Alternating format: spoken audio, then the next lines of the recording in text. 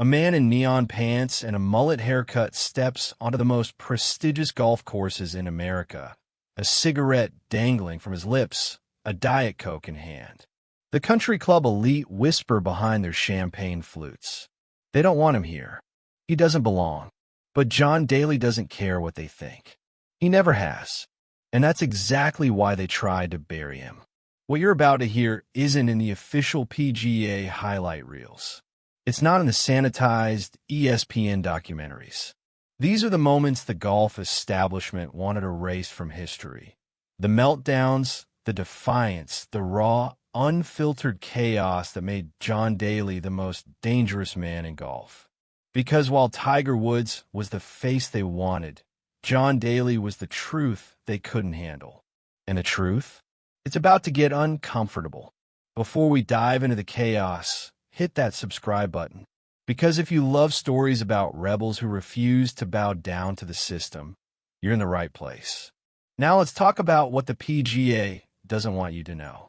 John Daly wasn't supposed to win the 1991 PGA Championship. He wasn't even supposed to be there. He was the 9th alternate, meaning 8 different people had to drop out before he even got the call. He drove through the night, arrived with no practice round, no caddy who knew the course, and absolutely nothing to lose. And then he did the unthinkable. He won, a complete unknown with a swing so violent it looked like he was trying to murder the ball, beating the greatest players in the world. The PGA couldn't believe it. They had their champion, but he wasn't their kind of champion. He didn't wear the right clothes. He didn't say the right things. He smoked. He drank. He gambled. He was everything they spent decades trying to keep out of their country clubs. But America loved him because John Daly was real. While other golfers obsessed over swing mechanics and sports psychologists, Daly had one strategy: hit it as hard as humanly possible and figure out the rest later. His drives were legendary, routinely over 300 yards in an era when that was considered supernatural. He didn't play golf like a gentleman's game. He played it like a barroom brawl, and the PGA hated it. They wanted control. They wanted predictability. They wanted players who followed the script, who thanked their sponsors, who never made waves. Daly was a tidal wave with a driver in his hands. Every time he stepped on a course, there was a chance he'd either shoot a course record or throw his clubs in a lake. Nobody knew which version they'd get, and that unpredictability made him box office gold and a PR nightmare. Let's talk about what really happened. The moments the broadcast would cut away from. The incidents that got buried in back-page sports sections.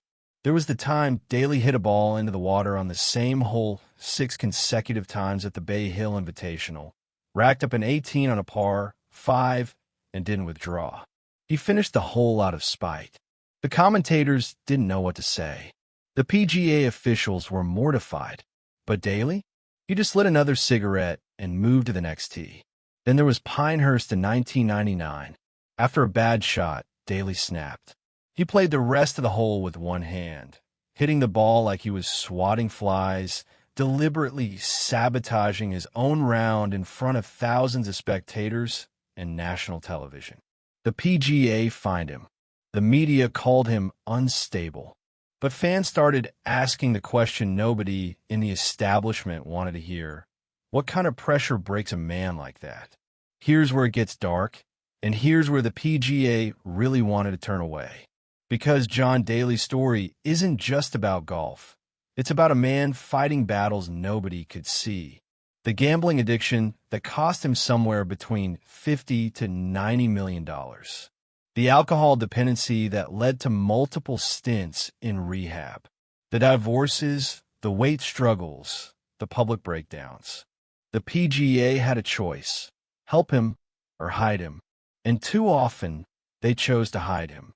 When Daly was winning, they cashed the checks his star power generated. When he was struggling, they pretended he didn't exist. There were no mental health initiatives. No support systems for players drowning under the pressure. Just fines and suspensions and quiet suggestions that maybe he should disappear. But Daly refused to disappear, and he refused to pretend everything was fine. In 2006, John Daly signed a sponsorship deal with Hooters. Let that sink in.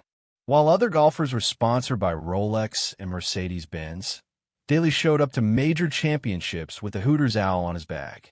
The PGA nearly choked on their imported mineral water. This wasn't just about money, though Daly desperately needed it after gambling away a fortune. This was a middle finger to the entire establishment. Golf was supposed to be refined, exclusive, dignified. And here was Daly, turning it into a spectacle, aligning himself with a brand that represented everything the country club set despised. And you know what? The crowds got bigger, because people were tired of the fake, corporate version of golf. They wanted authenticity, even if it was messy, especially if it was messy. Fast forward to 2017.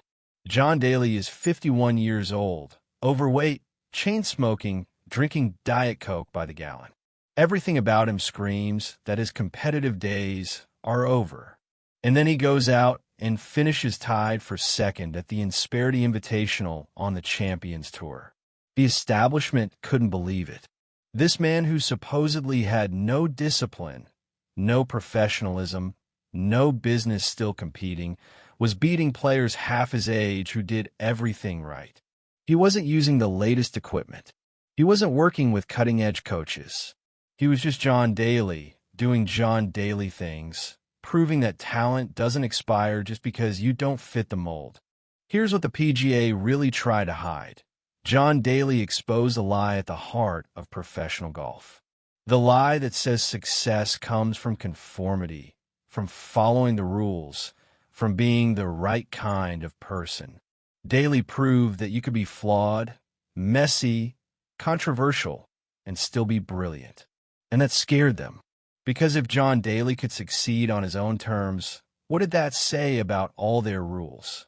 What did that say about the gatekeeping, the exclusivity, the carefully maintained image of golf as a gentleman's game? It said it was all performance, and Daly refused to perform. John Daly's story isn't over. He's still playing, still smoking, still doing exactly what he wants. And while the PGA has tried to write him off, try to treat him as a cautionary tale, the truth is different. The truth is that John Daly is one of the most important figures in golf history. Not because he was perfect, but because he was human. He showed us that you don't have to be Tiger Woods to matter. You don't have to fit the mold to be great. You just have to be yourself. Consequences be damned. And that's the most controversial thing John Daly ever did.